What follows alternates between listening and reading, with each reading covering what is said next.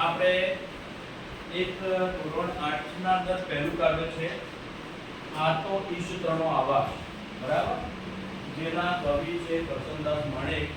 તો આપણે કવિનો પરિચય મેળવ્યો, એમની કયા પુસ્તકો લખ્યા છે, બરાબર, એમના જાણીતા પુસ્તકો વિશેની વાત કરી આપણે. એમને કવિતા લખી છે, વાર્તા લખી છે અને નિબંધ પણ લખ્યા છે. આ બધાના અંદર આ જે સ્વરૂપો એમના છે એ બધાના અંદર એમને સફળતા મેળવી છે. એમના કેટલાક પુસ્તકો છે, ખાખના કોયના, મોહબ્બતને માંડવે, પ્રેમ ધનુષ્ય વગેરે તેમના જાણીતા પુસ્તકો છે. હવે તમે જુઓ કે આ કાવ્યનું નામ છે આ તો ઈશતણો આવાસ. ઈશ એટલે ઈશ્વર, તણો આવાસ. આ તો એટલે અહીંયા કઈ આપણી શાળાની, ઘરની, કુટુંબની ખાલી વાત નથી, પણ આખી દુનિયાની વાત છે. અને આ બધું જ આપણને કોને આપ્યું છે? ઈશ્વરે, ખુદાએ, ભગવાને. એટલે કે આ તો ઈશ્વર તણો આવાસ, આપણને થોડા સમય માટે મળેલો આ એક ઘર છે આપણું. અહીંયા કોઈ કાયમી નથી. છે કોઈ કાયમી? કોઈ એમ કહેતું હોય હું આખી જિંદગી અથવા તો વર્ષોના વર્ષો અહીંયા કાઢી દેવું, કોઈ કહી શકે પોતાની રીતે?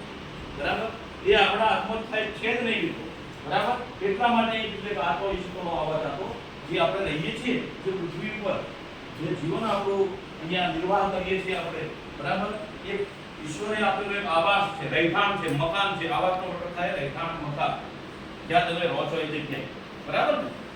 હવે આપણે પહેલા એકવાર જોઈ લઈએ, પછી આપણે એનું કાવ્યનું ગાન કરવામાં તમને યુટ્યુબમાં વિડીયો બતાવીએ. સુંદર મજાનું ગાન જોઈશું આપણે. આ તો ઈશતણો આવાસ, બરાબર. આ જે છે એ આખી દુનિયા છે, ઈશ્વરતણો આવાસ છે. ઈશ્વરે આપેલું આપણું એક ઘર છે, રહેઠાણ છે, રહેવાની જગ્યા છે. એટલે કે તું આમંત્રિત અતિથિ એનો, નહીં સ્વામી નહીં દાસ. આ તો ઈશતણો આવાસ. સમજો તો આ પરીક્ષાના અંદર આ કાવ્ય પછી પૂછાય તો એનો ભાવાર્થ કઈને લખો, એ શું કહેવા માંગે છે એને સમજવું આપણને આવડવું જરૂરી છે. ક્યારે આવશે? ધ્યાન આપ્યું છે ત્યારે. તો આપણે એક એક પંક્તિને, એક એક શબ્દને સમજીએ. તું આમંત્રિત અતિથિ એનો. તું એટલે પણ આપણે બધાની વાત છે. આપણે બધા કુદરત દ્વારા, બરાબર, એનો એટલે કોનો? ઈશ્વરનો, પરમાત્માનો. આપણે એના અંશ છીએ, બરાબર. અને આપણે આ પૃથ્વી પર એમને આવવા માટેનું એ ઈશ્વરે, એ પરમાત્માએ આપણને આમંત્રણ આપેલું છે. આમંત્રણ ખબર પડે આપણને? કોઈ જગ્યાએ આમંત્રણ મળે તો જ જઈએ, આપણે એને જતા નથી, બરાબર ને. તો એ અતિથિ, અતિથિ એટલે શું? જેની કોઈ તિથિ નક્કી ના હોય એને અતિથિ કહેવાય. અતિથિ એક દિવસ રહે, 2 દિવસ રહે, 3 કે 4 દિવસ, વધારે ના રહે, બરાબર. એટલે એમ આપણે આ કુદરતે, ભગવાને, ઈશ્વરે, પરમાત્માએ આપણને આ પૃથ્વી ઉપર, આ ધરતી ઉપર આમંત્રણ આપીને એક અતિથિ તરીકે બોલાવ્યા છે. જેની કોઈ તિથિ નક્કી નથી એટલે અતિથિ એને કહેવાય, બરાબર. એનું કોઈ નક્કી નથી તમારું જીવન કેટલા વર્ષ તમે જીવવાના છો, આ બધું એક ભાડાનું મકાન છે એમ કહેવાય આ દુનિયાએ, બરાબર. એટલે કે તું આમંત્રિત અતિથિ એનો, નહીં સ્વામી નહીં દાસ. અહીંયા કોઈ સ્વામી પણ નથી અને કોઈ દાસ પણ નથી. સ્વામી અને દાસ આ બે શબ્દો આપણને ખબર હોવી જોઈએ કે બીજા એકબીજાના વિરોધી શબ્દો છે, બરાબર. અહીંયા હું લખું તો થોડું જોવાનું. સ્વામી અને દાસ ખબર પડે ને આ શબ્દોમાં. સ્વામી એટલે માલિક થાય, દાસ એટલે સેવક થાય, બરાબર ને. એ આપણને માલિક કહી દે, અહીંયા સેવક કહી દે. આ બીજાના વિરોધી પરીક્ષા પૂછાય તો આપણને ખબર હોવી જોઈએ. કપરામાંથી પૂછાય, કાવ્યમાંથી પૂછાય, બીજી રીતે તો આ માલિકનો સેવક કહીએ, સેવકનો માલિક અથવા સ્વામીનો દાસ અથવા દાસનો સ્વામી, આ બે એકબીજાના વિરોધી શબ્દો છે, આપણને ખબર હોવી જોઈએ, બરાબર. નહીં સ્વામી નહીં દાસ, આ તો ઈસુ કરવાનો. અહીંયા કોઈ સ્વામી પણ નથી, બરાબર ને. એટલે કોઈ માલિક પણ નથી અને કોઈ દાસ પણ નથી, એટલે કોઈ સેવક નથી. બધા જ સમાન છીએ આપણે. આ તો ઈસુનો આવાસ, બરાબર. આ જે આપણે ધરતી પર ગુજારો કરીએ છીએ, રહીએ છીએ, એ તો ઈશ્વરે આપેલું એ ઘર છે, આવાસ છે, રહેઠાણ છે. પછી કહે છે એ દિવસે તે ખાતું નથી એ આપે તેવું. એ એટલે કોણ? એની જ વાત છે. આ કાવ્યનું જે નામ છે એ લખ્યું છે આ તો ઈશ્વરનો આવાસ. એટલે એના ઉપરથી કહેવામાં આવ્યું છે એ દિવસે તે ખાતું નથી. જે ભગવાન તને જે દિવસે જે આપે એ તારે એની અવગણના ન કરવી જોઈએ. રસથી, પ્રેમથી ખાવું જોઈએ, બરાબર. ઘણીવાર આપણને મમ્મી લાડ ગળાઈને ખાવાનું ખવડાવતી હોય, ભાવતું હોય તો ના ભાવતું હોય, તમને ના ભાવતું હોય તો બીજું બનાવીને આપે અને આપણે, બરાબર. તો અહીંયા એવું કહેવામાં આવ્યું છે કે એ જે ભગવાને તને જે આપ્યું છે એ જે દિવસે તારા માટે, બરાબર, એ તારે રખથી ખાવાનું છે, એ આપે કે તારે લેવાનું છે. એના જનને તારા ગણીને એ રાખે તેમ રહે. એના જનને, એના એટલે કોના જનને? ઉપરવાળા, એ ઈશ્વર, એ પરમાત્માના જનને. જન એટલે લોકોને. આ બધા જ આપણે જે લોકો છે કોના છીએ? એ પરમાત્માનો અંશ છીએ આપણે. એમાંથી છૂટા પડેલા છે. બરાબર? એટલે કે છે એ પીરસે તે ખાતું રખતી, એ આપે તે લે. એના જનને તારા ગણીને એ રાખે તેમ રહે. આપણે તે નથી લેવાનું. એ ભગવાન જે આપણા હાથમાં છે કે આપણે ઘણું કરવા જઈએ પ્રયત્નો, પણ એની મરજી, એની ઈચ્છા ન હોય તો કશું જ આપણે કરી શકતા નથી. બરાબર? એટલે કે છે કે જે એ પીરસે ને એ તારે રખથી ખાવાનું છે. પ્રેમથી ખાવું, જેવું હોય જેવું. બરાબર? અને એ આપે તે જ લેવાનું. તારા હાથમાં કશું છે જ નહીં. બરાબર? એના જ એટલે એ ઉપરવાળાના, આ બધા આપણે છે ઉપરવાળાના જન છે, લોકો છીએ આપણે. બરાબર? માણસો છીએ. બરાબર? તો એ જનને તારા પોતાના ગણવાના છે. બરાબર? અને એ રાખે તેમ તારે લેવાનું. એ ભગવાન ઉપરવાળો રહેશે એમ આપણે એ રાખે. પછી કહે છે વેરતો પ્રતિપળ હેતનો હાથ. અહીંયા વેરતો, અહીંયા વેર શબ્દ નથી પણ વેરતો, વેરતો એટલે ફેલાવું. બરાબર? એનો મતલબ ટૂંકમાં એવો થાય, વેરતો પ્રતિપળ હેતનો હાથ. હંમેશા પ્રતિપળ, દરેક ક્ષણે પ્રેમનું હાસ્ય ફેલાવતો જાતું. બરાબર? કારણ કે આપણને ભગવાને થોડા સમય માટે જીવન આપ્યું છે, તો શા માટે આપણે વિરામ લેવું? તો આપણે શું કરવાનું છે? વેરતો પ્રતિપળ હેતનું હાથ. તો હંમેશા, પ્રતિક્ષણ, હરપળ આપણે એક પ્રેમનું, હેતનું, વાલનું, બરાબર, શું કરવાનું છે? હાસ્ય ફેલાવવાનું છે. હાસ્ય ફેલાવવાનું છે. હંમેશા હસતા રહેવાનું છે, નિરાશ નથી રહેવાનું. પછી કે જે અખંડ ચાલે બ્રહ્મચિચોડો, કોઈ તાણે કોઈ માણે. આ દુનિયાના અંદર જે બ્રહ્મચિચોડો છે, જે અખંડ, અખંડ એટલે જે ક્યારે ખંડિત ન થાય તેવું હોય એને અખંડ કહેવાય. યાદ રાખજો. બરાબર? કે જ્યારે ક્યારે પણ એ ખંડિત ન થાય એને અખંડ કહેવાય. તો એમ કે છે એ ઉપરવાળાનો જે બ્રહ્મચિચોડો છે, બરાબર, એ હંમેશા અવિરત અખંડ રીતે ચાલતો રહે છે. તો એમાં અલગ પ્રકારના માણસો હોય છે. કોઈ એને તાણતું હોય છે અને કોઈ એને માણતું હોય. કોઈ એની જિંદગીને જીવતું હોય છે, કોઈ હતાશા, બરાબર, નિરાશામાં જિંદગી જીવતું હોય છે, કોઈ એને તાણતું હોય છે, કોઈ માણતું હોય છે. એ આપણા હાથમાં છે. બરાબર? પછી કહે છે તું નવરો નવ રહેજે, હંમેશા વહેતો જ રહેજે. એક ક્ષણ માટે, એક મિનિટ માટે, એક પળ માટે તું નવરો ના રહેતો. તારું કામ હંમેશા માટે કરતો જ જજે. જરાય પણ નવરો ના રહેતો તું. એમ નહીં કહેતા ને આપણે નવરા બેઠા આપણે નખો દોડીએ, એવી કહેવત તમે સાંભળી છે. અલગ ખોટા વિચારો ક્યારે આવે? નવરા બેઠા હો ત્યારે. તો નવરો રહેતો છે કે હંમેશા તારું કામ હંમેશા ચાલુ જ રાખવું. તો આ અખંડ જે બ્રહ્મચિચોડો ચાલે છે, જે ભગવાન ઉપરવાળાનો, એમાં કોઈ તાણે છે અને કોઈ એને માણે છે, પણ તું જરાય નવરો ના રહેતો. એટલે છે વૈજે દુંસરી ગજા પ્રમાણે. સુંદર મજાની વાત કરી છે અહીંયા ગજુ. બરાબર? દુંસરી એટલે દુરા કહેવાય છે. બરાબર? એ દુરા ઉપર તારે તારું ગજુ હોય, તારી ક્ષમતા હોય, તારી શક્તિ હોય, સામર્થ્ય હોય, એટલું જ તું કામ કરજે. વધારે કરવાનું નથી કહેતો. બરાબર? તો એ ગજા પ્રમાણે તારે રહેવાનું છે, કામ કરવાનું છે. તારા અંદર જે શક્તિ રહેલી છે, સામર્થ્ય રહેલું છે, એ પ્રમાણે કરવાનું છે. પછી એમ કે છે કામમાં ના આવે કદી કચાશ. તારા કામમાં કોઈ પણ પ્રકારની ક્યારેય કચાશ ના આવે એ રીતે તું કામ કરજે. તારું જે પણ કામ કરે નિષ્ઠાથી કરજે. એમાં જરાય કચાશ ના રહેવી જોઈએ.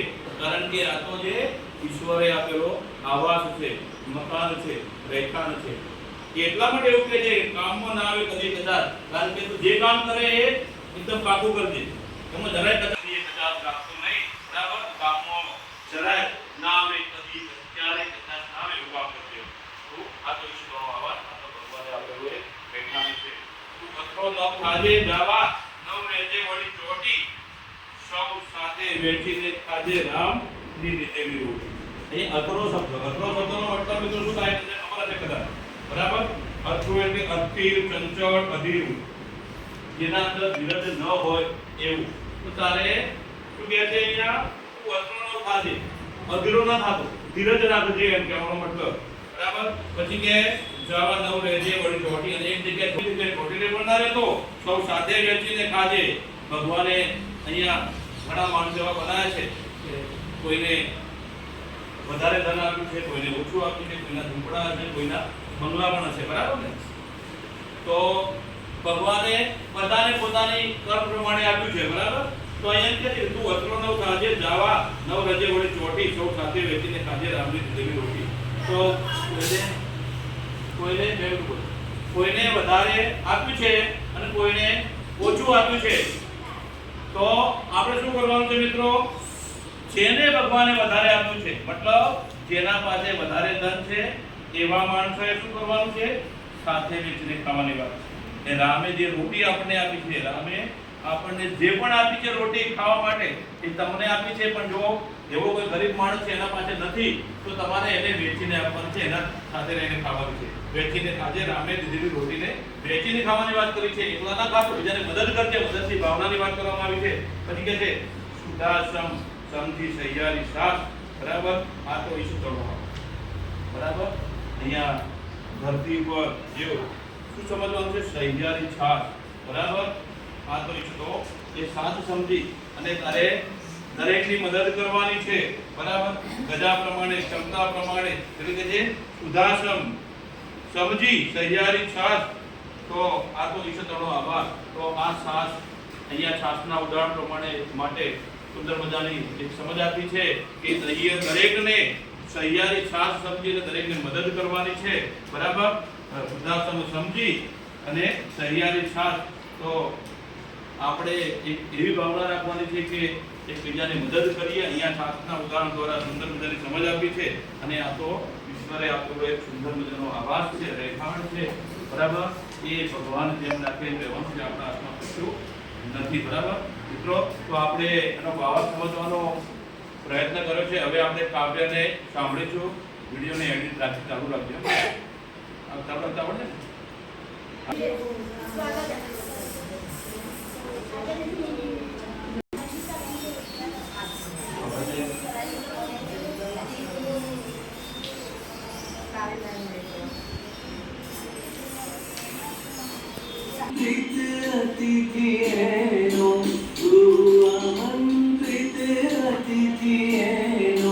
नहीं स्वामी नहीं दास आतो इस तणो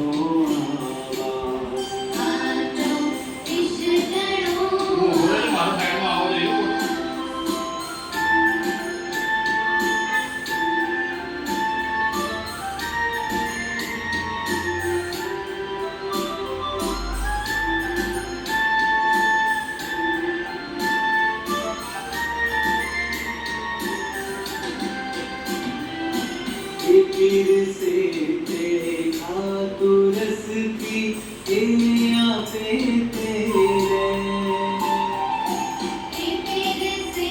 देखा तो रस की आपे तेरे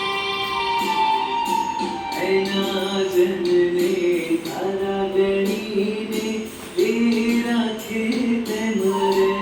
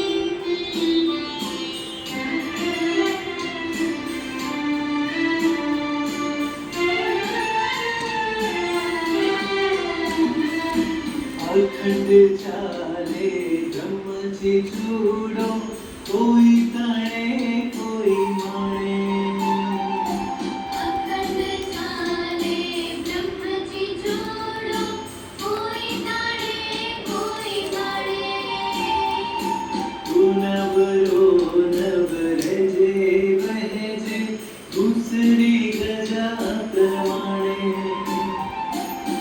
नवरो नवरे जे वधजे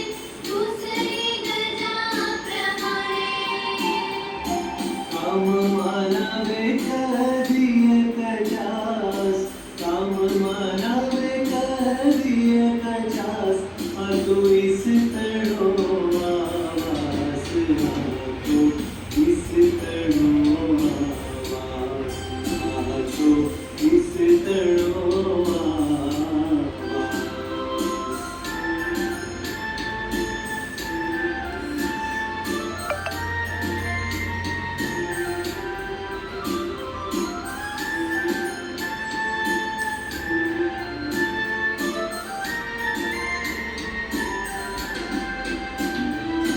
तू अधरो नभ थाज जावा नभ रजे बड़ी छोटी અધરો નભ થાજે જાવા નભરે જે વળી ચોટી સૌ સાથે વહેંચીને ખાજે રામની દીધેલી રોટી સૌ સાથે વહેંચીને ખાજે રામની દીધેલ રોટી સુધા સમજી સહિયારી છાસ સુધા સમજી સહિયારી છાસ આ તો ઇસ તણો આવાસ આ તો ઇસ તણો આવાસ આ તો ઇસ તણો આવાસ તું આમંત્રિત અતિથિ હેનો તું આમંત્રિત અતિથિ હેનો નહીં સ્વામી નહીં દાસ આ તો ઇસ તણો આવાસ આ તો ઈશ તણો આવાસ આ તો